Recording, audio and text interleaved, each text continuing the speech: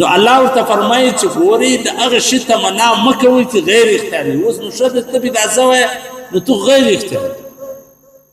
ته خو په خپله مرضي ښه ده نه یې بدعت سوی نه ته دا کولی چې ته نارینه سي ګوره د دې شان نزول چې دي چې حضرت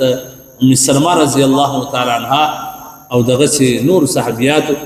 دا تمنا ښکاره کړه چې کاش موږ نارینه ولی نو ښه ګواهي به مې هم پراولی مثلا اعمال به مې هم پراوی داسې به مې څه کولی لکه بعض چې نبي علیه السلام نه پیغام رسولی وی چې موږ نارینه وی مثلا جهاد به مې کولی داسې به مې کولی داسې به مې کولی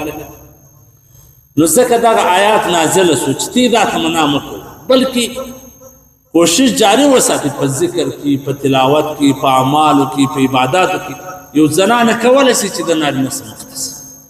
یعنې داسې ډېرې زنانه شته چې هغه په اعمالو کې په کردار کې د نارینهو مخته قرآن د داسې زنانو د کارنامو څخه اوس ګوره حضرت اسیه رضی الله تعالی عنها چې د فرعون ښځه څومره قرباني او څومره محنت څومره اعلی درجه په خپل محنت او کوشش سره حاصل چې دا به د قیامت په ورځ د نبي کریم صلی الله علیه وسلم کور کې وي یعنې د ده کور والا به وي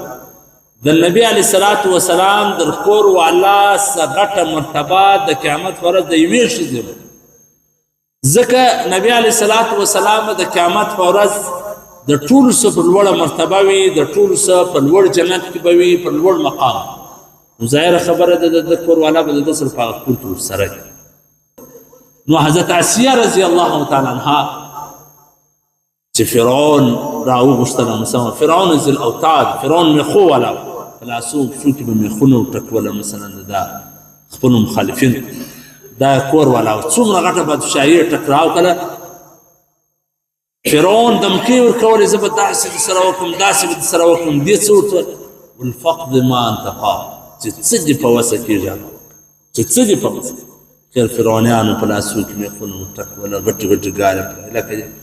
الله د مرګ د مخه و دې ته په جنت کې خپل مقام شو قرآن کې الله نو اوس یو زنانه کولی شي چې دا رقم کوشش وکړي دا د نارینه مخته شي ډېرې زنانې دا د نارینه مخته شوي